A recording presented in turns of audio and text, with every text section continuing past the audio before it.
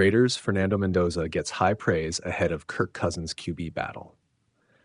The Las Vegas Raiders may have finally found themselves in a quarterback situation that actually makes sense. For years, the franchise has bounced from short-term answers to emergency fixes, hoping stability would somehow appear without a long-term plan. But heading into the 2026 season, the Raiders suddenly have something they have lacked for a very long time: a bridge between the present and the future. That bridge is Kirk Cousins, and the future is Fernando Mendoza. On paper, it looks straightforward. Cousins is the veteran starter. Mendoza is the rookie franchise prospect. The veteran holds the job until the rookie is ready. That is the traditional NFL blueprint. But the deeper you look into this situation, the more complicated and more interesting it becomes. Because this is not just about a quarterback competition. It is about organizational timing. It is about whether the Raiders are truly ready to build around a young quarterback. And most importantly, it is about whether Fernando Mendoza is farther along than people expected. Recent praise from ESPN analyst Jordan Reed only amplified those conversations. Reed highlighted Mendoza's experience operating multiple offensive systems dating back to California and Indiana, specifically emphasizing his ability to process complex progressions and work through full-field reads. That detail matters more than most fans realize. College quarterbacks often enter the NFL with simplified responsibilities. Many systems ask quarterbacks to make one or two reads before either throwing quickly or relying on athleticism. NFL defenses expose that immediately. The jump from college to professional football is often less about arm strength and more about mental speed. That is why Reed's comments stand out. He was not praising Mendoza for highlight throws or raw athletic upside. He was praising his processing ability, his discipline, his ability to move from first option to second, third, even fourth reads within a play structure. That is NFL quarterback language, and it explains why the Raiders felt comfortable selecting him first overall, despite the risks that always come with rookie quarterbacks. But even with all that praise, the Raiders are still turning to Kirk Cousins. And honestly, that might be the smartest thing they have done in years. Because Mendoza may have the long-term upside, but Cousins gives this team stability. He gives Clint Kubiak a quarterback who already understands the structure of the offense. He gives the locker room professionalism, preparation, and predictability. Most importantly, he gives Mendoza time. That word matters. Time. Young quarterbacks fail in the NFL every year because organizations panic. Fans want immediate results. Media pressure builds. Coaches try to accelerate development before fundamentals are stable. Suddenly, a quarterback who should have spent a season learning is forced onto the field before he is ready. The Raiders appear determined not to make that mistake. Instead, they are creating an environment where Mendoza can grow without carrying the entire franchise immediately. And considering the chaos this organization has experienced at quarterback over the last decade, that patience may be their biggest advantage. Still, there is an uncomfortable reality sitting underneath all of this. If Fernando Mendoza looks ready faster than expected, the pressure on Cousins will begin immediately. That is the unavoidable truth of bridge quarterback situations. Veterans brought in to mentor rookies are often one losing streak away from becoming temporary placeholders. And while Cousins understands that reality better than almost anyone, it does not make the dynamic less complicated, especially because Mendoza is not entering the league as a developmental athlete who needs years of refinement. He enters with real momentum. His undefeated season at Indiana dramatically elevated his profile. More importantly, it demonstrated that he could operate within a winning structure. Quarterbacks are often judged unfairly based on team success, but in Mendoza's case, the consistency mattered. He showed command, adaptability, and composure throughout the season. Those traits fit perfectly within Kubiak's offensive philosophy. Kubiak's system has always favored rhythm, timing, play-action discipline, and quarterbacks who can make efficient decisions rather than purely spectacular plays. It is a scheme designed to create clarity for the quarterback while punishing defensive overreactions. That is why Mendoza's skill set feels like such a natural match. He may not be the most physically explosive quarterback prospect in the league. He may never become the kind of player who dominates highlight reels with impossible off-platform throws every Sunday. But systems like Kubiak's do not necessarily require that. They require intelligence, timing, anticipation, and command of structure. The Raiders believe Mendoza has all of those things. Now, the question becomes whether he develops quickly enough to challenge Cousins sooner than expected. Because despite all the talk about mentorship and long-term planning, NFL teams ultimately care about winning games. If the Raiders start slowly and Mendoza flashes during preseason or practice opportunities, external pressure will grow rapidly. Fans always want to see the future, especially when the future carries first overall pick expectations. That creates an interesting challenge for the coaching staff. They must balance development with competitiveness. They must protect Mendoza from unnecessary pressure while also preparing for the possibility that he forces the issue himself. And there is another layer here that should not be ignored. Kirk Cousins is not arriving in Las Vegas just to hold a clipboard and mentor quietly. He still believes he can play winning football. At 37 years old, Cousins understands how the NFL works. He knows organizations eventually move toward younger quarterbacks, but competitors do not willingly surrender starting jobs. If Cousins plays well early, this situation could become far less transitional than people assume. That is what makes this quarterback room fascinating. Both players serve legitimate purposes. Cousins gives the Raiders competence and experience. Mendoza gives them upside and long-term hope. And unlike many quarterback controversies, this one does not necessarily need conflict to exist. In fact, the healthiest outcome for Las Vegas may be a collaborative transition rather than a dramatic battle. Cousins helping Mendoza adjust to NFL preparation, film study, protection adjustments, and leadership responsibilities could significantly accelerate the rookie's development. That mentorship element is often talked about publicly but rarely functions smoothly behind the scenes. Yet early comments from Cousins suggest he genuinely embraces the role. That matters because quarterback rooms can fracture quickly if egos dominate the environment. Right now, the Raiders seem determined to avoid that. Still, no amount of positivity changes the reality of NFL timelines. Eventually, the organization will need to decide when the future becomes the present. And that decision may arrive earlier than expected if Mendoza continues receiving the kind of praise that is already emerging before his rookie season even begins. For now, Cousins likely enters training camp as the clear QB1. But the most important thing happening in Las Vegas may not be who starts week 1. It may be how quickly Fernando Mendoza proves he is ready to take over after that. The Raiders may have already found their future quarterback. The problem is, their present quarterback might still be good enough to keep him off the field.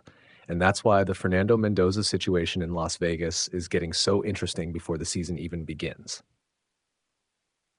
On paper, the Raiders' quarterback room looks simple.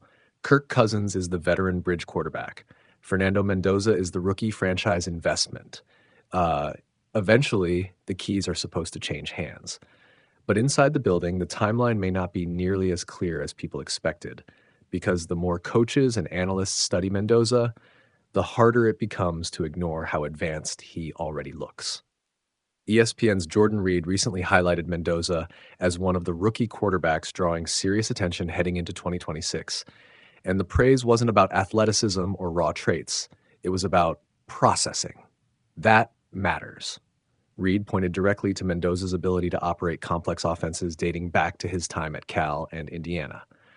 Multi-step reads, full field progressions, getting to third and fourth options without panicking. That's not normal for most rookie quarterbacks entering the NFL, especially not in systems built around timing and precision. Short clip moment. Most rookie quarterbacks survive reads. Fernando Mendoza is already working through them. That's exactly why the Raiders believe he fits Clint Kubiak's offense so naturally. This isn't just about talent, it's about functionality. Kubiak's system demands patience, discipline, and quick mental transitions. Quarterbacks have to diagnose defenses fast and stay calm when the first option disappears. Mendoza already showed flashes of that in college, and the results backed it up. An undefeated season at Indiana, efficient decision-making, command of the offense, leadership that steadily elevated the entire roster around him. That's why Las Vegas used the number 1 overall pick on him. not because he's flashy, because they believe he can eventually control games. But then there's Kirk Cousins, and that's where this gets complicated. Because Cousins wasn't brought to Las Vegas to babysit the season. He still believes he can win football games right now. At 37 years old, he remains one of the league's most experienced quarterbacks. He understands protections, timing, coverage manipulation, all the small details that keep offenses stable over 17 games. And for a Raiders team trying to establish credibility again, stability matters. That's why this quarterback battle probably won't look like a traditional competition. No public drama, no locker room divide, no weekly controversy, at least not yet. Instead, it feels more like an internal countdown. Every strong Mendoza practice speeds it up. Every Cousins mistake accelerates the pressure. And eventually, the organization will have to decide exactly when the future becomes more valuable than the present. Short clip moment. Kirk Cousins may start the season, but Fernando Mendoza is already chasing the clock. The good news for the Raiders is that both outcomes are survivable. If Cousins plays well, Las Vegas becomes more competitive immediately, while Mendoza develops slowly behind the scenes. If Mendoza forces his way onto the field early, it likely means the rookie is progressing faster than expected. That's the rare kind of quarterback situation most franchises spend years trying to create. But expectations also create danger, because once a rookie quarterback starts earning praise this early, fans stop being patient. Every preseason throw gets overanalyzed. Every veteran interception gets magnified. Every moment becomes part of the "when should Mendoza start" conversation. And in today's NFL, those conversations move fast. Right now, the Raiders are calling this a quarterback competition. But deep down, everyone understands what this season is really about. It's about whether Fernando Mendoza is truly ready to become the face of the franchise sooner than anyone planned. Eagles reporter gives Patriots fans massive A.J. Brown update. For New England Patriots fans, the A.J. Brown situation has slowly turned into one of the most closely watched storylines of the NFL offseason. It's no longer just speculation or rumor traffic from social media. It has evolved into something closer to an expected outcome that could reshape both the Patriots' offense and their identity moving forward. At the center of it all is a simple but powerful idea. The Philadelphia Eagles are widely believed to be moving toward a trade, and multiple insiders now suggest that New England is the most likely landing spot. But as always in the NFL, likely is not the same as done. That distinction is what keeps this entire situation alive. During a recent appearance on Boston sports radio WEI, Eagles insider Elliot Shore-Parks added fuel to that expectation, stating that his full expectation is that A.J. Brown will eventually end up with the Patriots. On the surface, that sounds like a confident prediction, but in NFL terms, it is still carefully worded. It reflects belief, not confirmation, anticipation, not execution. And that gap between expectation and reality is where this story actually lives. Because while reports continue to link Brown to New England, the mechanics of a trade like this are far more complex than just mutual interest. First, there is the timing issue. The Eagles cannot officially complete a move before June 1st due to salary cap implications. That alone creates a delay that opens the door for uncertainty, competing offers, and shifting leverage.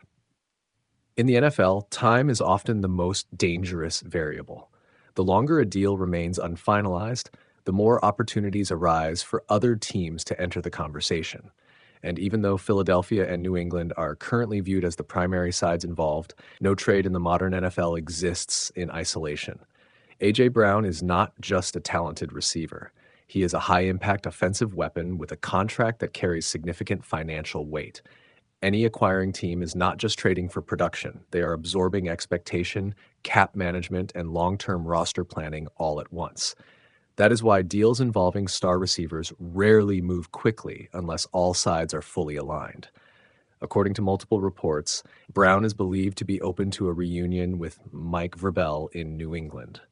That connection matters.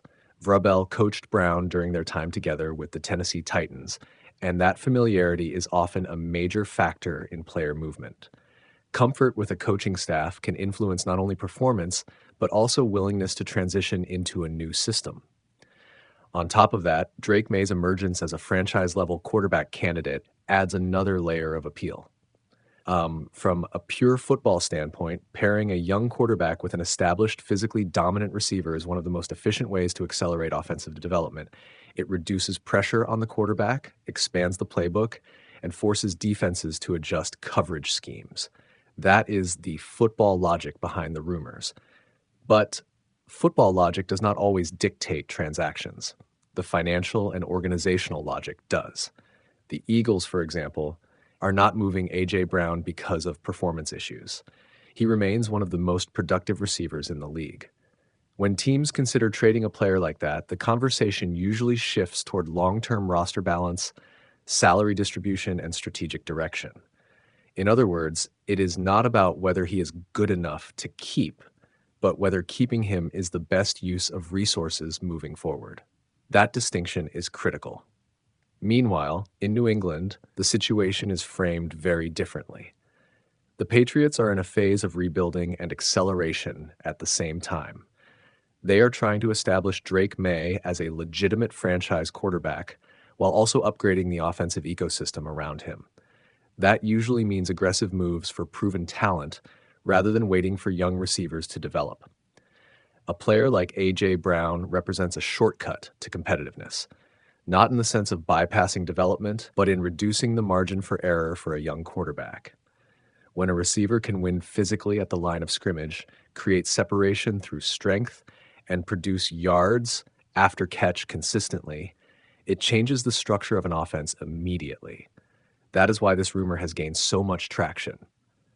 However, even with strong speculation from Philadelphia media, there are still important uncertainties. One of them is competition. While most reports currently frame New England as the frontrunner, the NFL is rarely a two-team negotiation when a star player becomes available. Other franchises with cap flexibility, quarterback uncertainty, or playoff aspirations could enter the picture at any time. A single aggressive offer can shift leverage instantly. Another factor is internal valuation. Even if the Eagles are open to moving Brown, the return package has to meet organizational expectations. That typically involves draft capital, young talent, or a combination of both. If those expectations are not met, discussions can stall or expand to include additional teams. That is why insiders remain cautious despite the growing confidence. Even within the Patriots organization, nothing is official yet. Reports suggesting that agreements in principle exist are often based on informed speculation rather than finalized paperwork.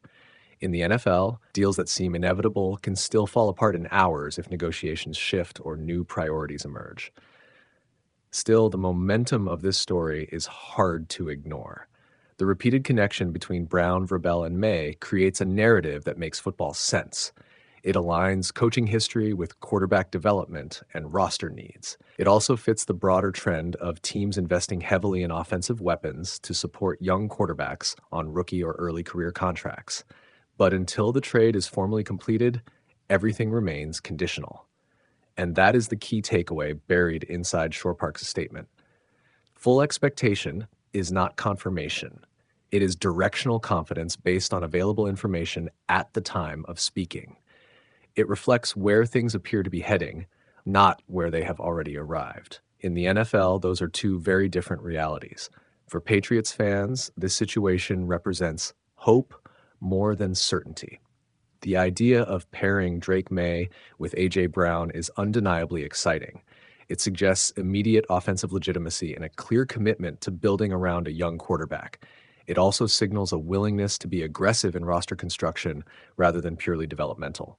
But hope in the NFL always exists alongside risk, because until the paperwork is signed, the destination can still change. Negotiations can evolve, other teams can emerge, cap adjustments can alter timelines, and expectations, no matter how strong, remain subject to change. For now, the story continues to trend in New England's direction. But in the NFL, direction is not destination, and A.J. Brown's next uniform is still not guaranteed. Eagles reporter gives Patriots fans massive A.J. Brown update. While New England Patriots fans know that their favorite team can't officially acquire one-away Philadelphia Eagles wide receiver A.J. Brown before June 1st because of the Eagles' salary cap issues, recent stories have hinted that a different team could swoop in and steal Brown from New England before NFL clubs begin their summer breaks. During a Thursday appearance on Boston sports radio station WEEI, Eagles insider Elliot Shore-Parks of Philadelphia's Sports Radio 94 WIP gave Patriots fans an update regarding Brown's uncertain future. Eagles reporter has full expectation for how A.J. Brown's saga will conclude. That's my full expectation, Shore-Parks said about the Eagles eventually trading Brown to the Patriots, per Alain Mohammed of NESN. I believe A.J. will be traded to the Patriots. Brown is allegedly hyped to play for New England head coach Mike Vrabel and to catch passes thrown by Patriots quarterback Drake May. Vrabel was Brown's head coach while with the Tennessee Titans from 2019 through the 2021 campaign, and May was a 2025 regular season Most Valuable Player Award finalist. That said, some have wondered if the ongoing controversy involving Vrabel and longtime NFL reporter Diana Rossini could somehow impact the Patriots' supposed desire to land Brown. Earlier this month, ESPN NFL insider Adam Schefter insisted there's nothing that has transpired here, despite all of the events in New England, that has deterred this trade from coming up. Eagles, Patriots have this A.J. Brown expectation. Before the 2026 NFL draft got underway, multiple stories suggested that Brown and the Eagles had some sort of agreement worked out for how this saga would end. It sounds like the Eagles and Patriots have since come to terms on what Philadelphia will receive from New England once the transaction can be approved by the NFL. Everything I hear in Philadelphia is that A.J. will not be on the team, and the expectation is that he will be traded to New England, Shore-Parks added during the segment. Things often change quickly in the NFL, and there theoretically is a chance that a different team could outbid the Patriots for Brown's services. However, there's currently no indication the Eagles are even talking with other clubs about a Brown trade ahead of Memorial Day. Drew Aller arriving in Pittsburgh represents something the Steelers have not truly committed to in a long time, a developmental quarterback project with no immediate safety net and no external excuses left to lean on. And that single shift in narrative is what makes the situation far more important than just another third-round draft pick. Because in Pittsburgh, quarterback development is never just about talent. It is about expectation, pressure, timing, and the ability to survive an environment where winning has historically been non-negotiable. And now Drew Aller steps directly into that environment with one very clear message surrounding him. Whatever happened at Penn State no longer matters. You can no longer blame Penn State. That phrase is not just commentary. It is a reset button on his entire football identity. At Penn State, Aller's career was defined by contrast. On one hand, you saw a quarterback capable of leading 10-win and 13-win seasons, managing a high-profile program, and flashing the kind of physical traits that made scouts believe he had NFL starter potential. On the other hand, you saw inconsistency in big games, missed opportunities against unranked opponents, and a final season that collapsed under pressure and injury. That combination is exactly why his draft stock fell. Not because the talent disappeared, but because the consistency never fully arrived. And that inconsistency is what Pittsburgh is now trying to fix. The Steelers did not draft Drew Aller as a finished product. They drafted him as a reconstruction project. That distinction matters more than most people realize. Because when a team invests in a quarterback like this, especially at pick 76, they are not asking, can he play right now? They are asking, can we rebuild him into something functional over time? That is where Mike McCarthy's influence becomes central. Reports suggest that Pittsburgh is not just coaching Aller, but actively reshaping his mechanics from the ground up. The phrase used, stripping him down to the studs, is not metaphorical in the football world. It means eliminating old habits, resetting footwork patterns, rebuilding throwing structure, and reprogramming how a quarterback processes movement under pressure. It is the football equivalent of rewriting software code instead of just patching bugs, and that process is never smooth. For a quarterback like Aller, who has relied heavily on physical traits throughout his football life, This kind of mechanical overhaul can feel unnatural at first. Footwork becomes robotic, timing feels delayed, reads become slower because he is thinking instead of reacting. That is the unavoidable early stage of any quarterback rebuild. But Pittsburgh is betting that the long-term gain outweighs the short-term instability. The biggest change for Alar is not physical, it is psychological. At Penn State, there were always external explanations for his performance. If the offense struggled, it was system-related. If reads broke down, it was scheme.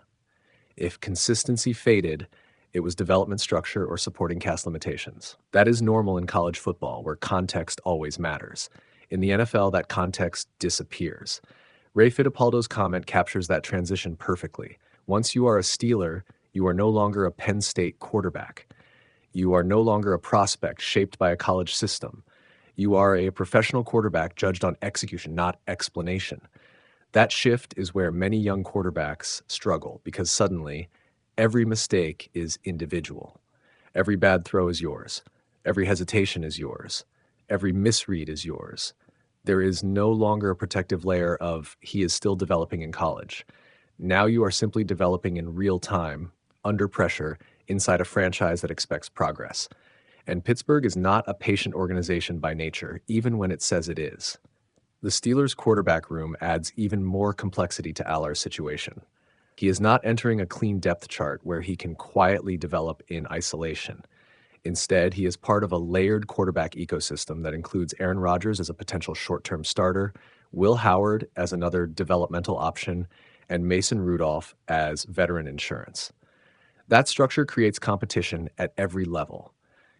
Even if Alar is not expected to start, he is still being evaluated every day against multiple timelines: the present starter, the short-term backup, and the long-term projection. That is a difficult environment for any rookie quarterback, especially one still rebuilding his mechanics. But it also creates opportunity, because if Rodgers is the short-term solution, that gives Alar time. If Howard struggles, that opens developmental reps. If McCarthy's system begins to click, Alar could become the long-term beneficiary of a stabilized offense structure. Everything depends on progression, a hedgewood act, not projection. And that is where Alar's traits become important again. Physically, he has everything NFL teams want on paper: size, arm strength, mobility, and the ability to operate both inside and outside structure when needed. There are moments in his film where the upside is obvious: deep ball velocity, pocket movement under pressure, and flashes of improvisational ability that suggest untapped potential. But potential has never been his problem. Consistency has. And consistency in the NFL is not just about talent. It's about footwork discipline, mental processing speed, and decision-making under chaos. Those are the exact areas McCarthy is reportedly trying to rebuild. Footwork is especially critical. When Alar's base is unstable, everything else breaks down. His accuracy dips, his timing shifts, and his internal clock becomes inconsistent. NFL defenses are designed to punish exactly that type of instability. That is why the Steelers are prioritizing mechanical reset before anything else. Decision-making is the second major focus. At Penn State, there were moments where Alar held onto the ball too long or hesitated on intermediate reads, waiting for plays to fully develop instead of throwing with anticipation. In the NFL, that delay is often the difference between a completion and a turnover. So the coaching emphasis is not just physical correction. It is cognitive acceleration. See it faster, decide faster, throw earlier. That is the transition from college quarterback to NFL quarterback. But even with coaching support, the most important factor is still on Alar himself. That is the core of the no more Penn State excuses narrative. It is not an insult. It is a responsibility shift. It means that development is no longer tied to past circumstances. It is now tied to current performance. If he improves, it is on him. If he struggles, it is also on him. That is the NFL reality. And Pittsburgh is making that clear early. The Steelers also face a strategic decision with his development timeline. One of the biggest mistakes teams make with raw quarterbacks is rushing them into action too early. A single bad stretch of games can permanently damage confidence and alter perception before the foundation is properly built. That is why the likely plan is patience. Year 1 is about learning. Year 2 is about evaluation. Year 3 is about competition. Anything earlier would be accelerated development, not natural progression. But patience is always tested in Pittsburgh, especially if the team is competitive. If Rodgers performs, Aller waits. If injuries happen, the timeline shifts. If the offense struggles, pressure increases. Development is never isolated from team performance. That is the reality of quarterback life in the NFL. What makes Allar's situation particularly interesting is that the Steelers are not asking him to be perfect. They are asking him to be moldable. That is a very specific type of evaluation. It means coaches are less focused on current output and more focused on responsiveness to instruction. Does he adjust footwork quickly? Does he eliminate old habits? Does he improve decision-making speed over time? Those are the questions that matter most right now. Because if the answer is yes, then Pittsburgh believes they can turn him into a viable long-term starter. Not necessarily a superstar, but a functional NFL quarterback capable of managing games within structure. And in today's NFL, that alone has value. But if the answer is no, then the project ends before it truly begins. That is the thin line Allar is now walking. The physical tools are real. The coaching structure is in place. The opportunity is there. But the excuses are gone. The college label is gone. And the developmental buffer has been removed. What remains is accountability. And in Pittsburgh, accountability is not something that comes later. It starts immediately, even if results take time to appear. Drew Aller's next chapter is no longer about Penn State. It is about whether he can be rebuilt into something the NFL can trust. And that process has already begun.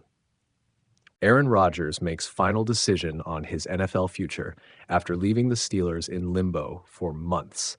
For months, the Pittsburgh Steelers operated in a strange and uncertain position, waiting on a decision that seemed to define their entire offseason without ever fully controlling it. That decision has now finally arrived. Aaron Rodgers will return to the NFL, and more specifically, he will return to the Pittsburgh Steelers on a new one-year contract. The agreement reportedly carries $22 million in guaranteed money, with incentives that could push the total value to around $25 million. On the surface, it is another high-profile quarterback signing. In reality, it is the conclusion of a drawn-out standoff between a franchise trying to stabilize its future and a veteran quarterback carefully managing the final stages of his career. Rodgers, now 42 years old, is no longer just operating as a starting quarterback. He is operating as a long-term decision-maker over his own timeline, choosing when to commit, when to step away, and when to return. That pattern defined the entire offseason, as Pittsburgh waded through months of speculation, silence, and indirect updates before any official movement occurred. The Steelers never publicly lost confidence in the possibility of Rodgers returning, but internally, the uncertainty forced the organization to prepare for multiple scenarios. That preparation included exploring quarterback depth in the draft and building a roster that could function with or without him. Eventually, that planning materialized in the selection of Penn State quarterback Drew Aller in the third round, a move that immediately signaled Pittsburgh was thinking beyond the short term. Rodgers' delay in committing created a ripple effect across the entire organization. OTAs approached without clarity, minicamps were discussed without certainty, and roster decisions were made while the most important position in football remained unresolved. That level of uncertainty is not uncommon in the NFL, but it is unusual when it involves a future Hall of Famer who still has enough physical ability to alter the trajectory of a season. The turning point came after Pittsburgh's playoff exit in January. Rodgers had guided the team into the postseason, but the run ended abruptly with a loss to the Houston Texans in the wild card round. It was a reminder that while Rodgers still possesses elite-level experience and decision-making, the margin for error in the postseason is smaller than ever. Following that loss, Rodgers did not rush into a decision. Instead, he entered a prolonged evaluation period, openly acknowledging that there was no firm deadline on his future. He spoke publicly about conversations with head coach Mike McCarthy and general manager Omar Khan, but made it clear that retirement, delay, or return were all still on the table. That uncertainty defined the Steelers' entire spring. For Pittsburgh, this was not just about waiting for a quarterback to sign a contract. It was about structuring an entire offensive identity around a player who had not yet decided whether he would participate in it. That is a difficult position for any organization, especially one trying to compete in a division that includes established contenders and rising young quarterbacks. Eventually, the decision arrived, and Rodgers chose to continue his career for at least one more season. A major factor in this return is the relationship between Rodgers and Mike McCarthy. The two previously worked together in Green Bay, where they built one of the most successful quarterback-coach partnerships of the modern era. Together, they accumulated over 100 wins and captured a Super Bowl championship. That shared history is one of the reasons Pittsburgh believes this partnership still has value in 2026. McCarthy's system is familiar to Rodgers, and that familiarity reduces the learning curve at a time in his career when adaptation to new systems can be more challenging than it was in his younger years. For a quarterback at this stage, comfort and efficiency often matter as much as raw physical ability. Still, the NFL does not operate on nostalgia. Rodgers is entering a league that has changed significantly since his prime years. Defensive speed has increased, pass rush schemes are more complex, and the physical toll on quarterbacks continues to rise. Every season at this age becomes less about dominance and more about sustainability. That is why Pittsburgh's approach this season will be closely monitored. The team is not simply investing in Rodgers as a short-term starter. It is also evaluating what comes next, particularly with younger quarterbacks like Drew Aller in the building. Aller represents a developmental pathway, a long-term option that could eventually take over if Rodgers' tenure proves to be temporary.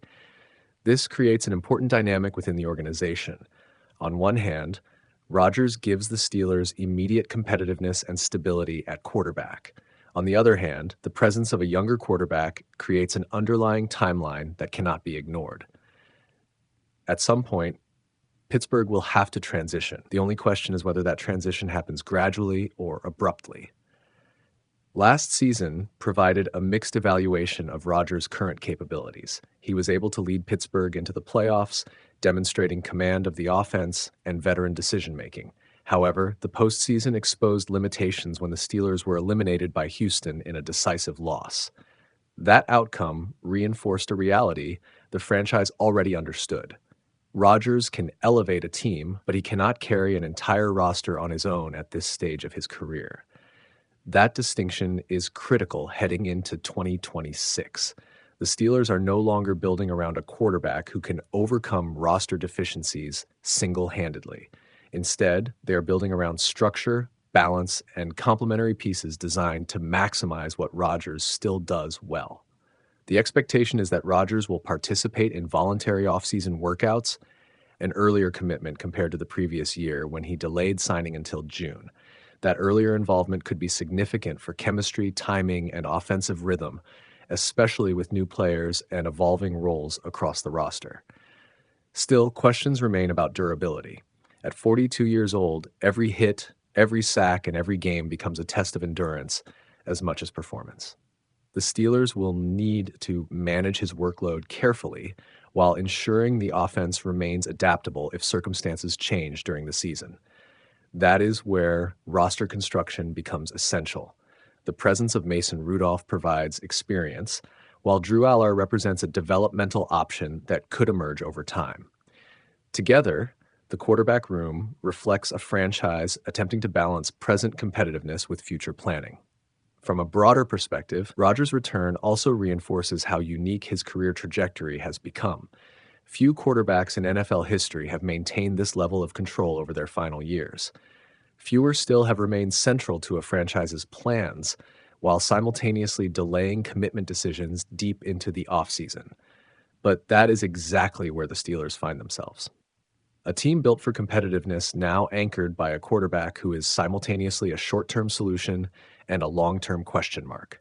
The organization has made its decision. The roster is in place, the coaching structure is aligned, and now everything moves forward with Rodgers once again under center. What happens next will define not only Pittsburgh's 2026 season, but potentially the final chapter of Aaron Rodgers' NFL career. Raiders receive strange NFL compliment that feels much more like an insult dump. The Las Vegas Raiders were probably expecting criticism heading into the 2026 season. That part comes with the territory. They play in arguably the toughest division in football. They are transitioning into a new era under Clint Kubiak, and they are trying to develop a rookie quarterback while simultaneously remaining competitive. But what they probably did not expect was to receive a compliment that somehow managed to sound more disrespectful than outright criticism. Because when Sports Illustrated's Connor Orr identified the Raiders' Week 10 matchup against the Seattle Seahawks as one of the most intriguing games of the NFL season, it initially sounded like national recognition. A rebuilding franchise getting highlighted on a major league-wide schedule breakdown should be a positive sign, until you actually read why. According to Orr, the significance of the game has almost nothing to do with Clint Kubiak facing the team he recently helped lead to a Super Bowl. It has almost nothing to do with Fernando Mendoza's development, Allegiant Stadium hosting the defending champions, or even playoff implications. Instead, the entire focus centered around one idea. Could Maxx Crosby increase his trade value before the deadline? And that framing says a lot more about how the NFL currently views the Raiders than many fans may want to admit. Because underneath the article is a brutal assumption. The assumption is that by week 10, Las Vegas will already be irrelevant enough that the most interesting thing about the franchise will not be winning football games. It will be whether contenders start calling about their best player. That is not hype. That is not respect. That is the national media essentially treating the Raiders as a future seller before the season has even started. And honestly, that is why so many Raiders fans would read this and feel insulted rather than excited. The strange part is that the logic itself is not completely irrational. Maxx Crosby's future genuinely is one of the most fascinating unresolved stories in the NFL. Earlier this offseason, reports emerged that the Baltimore Ravens had serious interest in trading for him before concerns over his knee situation complicated negotiations. There were also reports suggesting the Raiders' asking price involved multiple first-round picks. That matters because elite pass rushers rarely become available in their prime unless something significant changes organizationally.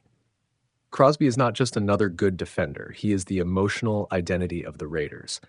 He represents toughness, effort, and accountability. For years, while the roster around him changed constantly, Crosby remained the one player who symbolized what the franchise wanted to become. That is why the trade conversation feels so uncomfortable. Because if the Raiders ever move Crosby, it would not just signal a roster adjustment. It would signal a philosophical reset. And that possibility is exactly what national analysts are circling. The problem is that Orr's article essentially skips over everything else Las Vegas has tried to build this offseason. It ignores context, it ignores optimism, it ignores development. Instead, it jumps straight to the possibility that the season collapses badly enough for Crosby to become available again. That is what makes it feel insulting, especially because there are genuinely compelling football reasons why the Seahawks matchup should matter beyond trade speculation. For starters, Clint Kubiak facing Seattle should be one of the biggest coaching storylines of the season. This is a coach who helped engineer a championship-caliber offense before taking over a Raiders franchise desperate for stability. That alone should create intrigue. Then there is Fernando Mendoza. The rookie quarterback represents hope for the organization moving forward. Every week of his development matters. Every matchup against a quality opponent matters. If Mendoza shows real progress by week 10, that game could carry massive implications for the AFC playoff picture and for the future trajectory of the franchise. But instead of focusing on any of that, the conversation immediately drifts back to whether Crosby looks healthy enough to attract bidders. That is not analysis built around the Raiders as contenders. That is analysis built around the Raiders as a potential asset marketplace. And while some fans may overreact emotionally to that framing, there is an uncomfortable reason why analysts keep going back there. The Raiders have not earned sustained trust yet. That is the harsh reality. Every rebuilding team talks about culture. Every rebuilding team talks about turning the corner. Every rebuilding team believes it finally has the right leadership in place. Until wins arrive consistently, national perception usually remains skeptical. Right now, the Raiders are still viewed through the lens of instability. A rookie quarterback, a first-year head coach, a brutal division featuring Patrick Mahomes, Justin Herbert, and a dangerous Denver roster, an uncertain timeline. That combination naturally creates doubt. And because of that doubt, outsiders are already projecting scenarios where the Raiders fall out of contention early enough for trade conversations to reappear.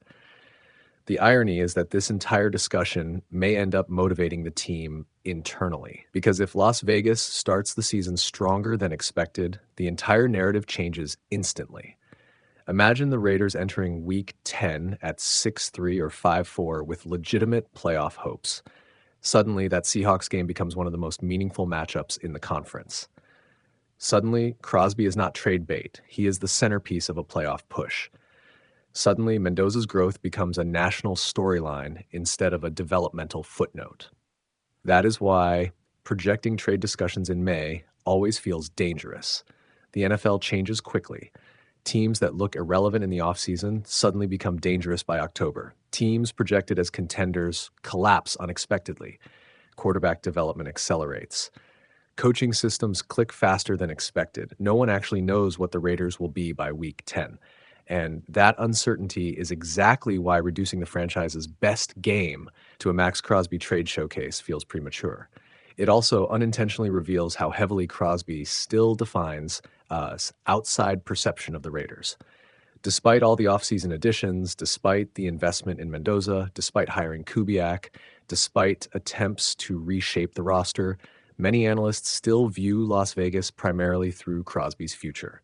That is both a compliment to Crosby's importance and a criticism of the organization's current credibility, because the national media still trusts Crosby more than it trusts the Raiders themselves. And until the team proves otherwise on the field, that perception is not going away. Still, there is one thing Orr's article may have underestimated: the emotional side of this franchise. The Raiders have always thrived when people dismiss them too early. They have always embraced the role of outsiders. And if this roster develops chemistry faster than expected, that Week 10 Seahawks matchup could become something completely different from what national analysts are imagining right now. It could become a statement game. Not a trade audition, not a midseason evaluation, not a showcase for contenders shopping for help, but proof that the Raiders are finally becoming a contender themselves. The Raiders finally started getting national attention again, but somehow it still turned into disrespect, because one NFL writer just called Las Vegas's Week 10 matchup against the Seahawks one of the best games of the entire 2026 season. Sounds like a compliment, right? Not exactly. When Sports Illustrated's Connor Orr highlighted Raiders versus Seahawks as a must-watch game, fans probably expected the obvious storylines. Clint Kubiak facing the team he just won a Super Bowl with, Fernando Mendoza continuing his rookie rise, the defending champion Seahawks walking into Allegiant Stadium for one of the biggest games on Las Vegas's schedule. Instead, the entire focus shifted somewhere else. Maxx Crosby trade rumors, not playoff implications, not the Raiders rebuild, not the future of the franchise, just whether Crosby might increase his trade value before the NFL deadline. That's it. And honestly, for Raiders fans, that feels less like analysis and more like a public reminder that the league still doesn't fully believe this team matters yet. Short clip moment. The Raiders' biggest game apparently isn't about winning. It's about whether Maxx Crosby gets traded. Orr's argument centered around timing. The Seahawks matchup lands less than 48 hours before the trade deadline. Crosby's health, production, and long-term contract situation could all impact whether contenders decide to make a massive offer for him. And yes, technically, the logic exists. If Crosby enters Week 10 with elite production, healthy knees, and dominant tape against Seattle's offensive line, teams would absolutely call. That part isn't crazy. The problem is what it says about how people still view Las Vegas. Because the assumption buried underneath the entire discussion is brutal. The Raiders aren't being viewed as a rising contender. They're being viewed as a potential seller. Even after the offseason improvements, even after hiring Kubiak, even after drafting Fernando Mendoza to become the face of the franchise. The national conversation still circles back to one idea: what happens when things go wrong? And that's what makes this feel insulting. This matchup actually carries real football storylines. Kubiak facing Seattle after helping deliver a championship. Mendoza trying to establish himself against elite competition. The Raiders testing themselves against one of the NFC's biggest powers. That should matter. Instead, the spotlight landed entirely on whether Crosby could become available, as if the Raiders themselves are just background noise in their own season. Now, to be fair, Crosby's future isn't completely untouchable. Another disappointing start could absolutely create tension again. His contract situation still lingers in the background, and in today's NFL, even franchise cornerstones become trade conversations faster than expected. But there's a huge difference between acknowledging uncertainty and treating the Raiders' biggest game like a trade showcase, especially for a player who has become the emotional identity of the franchise. Short clip moment. Maxx Crosby isn't supposed to be the trade bait. He's supposed to be the foundation. And here's the part everyone seems to ignore. What if the Raiders are actually good? Seriously. What if Mendoza develops quickly? What if Kubiak stabilizes the offense immediately? What if this team enters Week 10 sitting at 6-3 instead of spiraling toward another lost season? Suddenly, the entire conversation looks ridiculous. Then Raiders-Seahawks becomes a playoff game, not a scouting event for rival front offices. But that's the challenge Las Vegas still faces entering 2026. They don't just have to improve. They have to force the league to stop assuming collapse is inevitable. Because right now, even when the Raiders get included in a best games discussion, the focus still somehow becomes who they might trade away instead of who they're trying to become.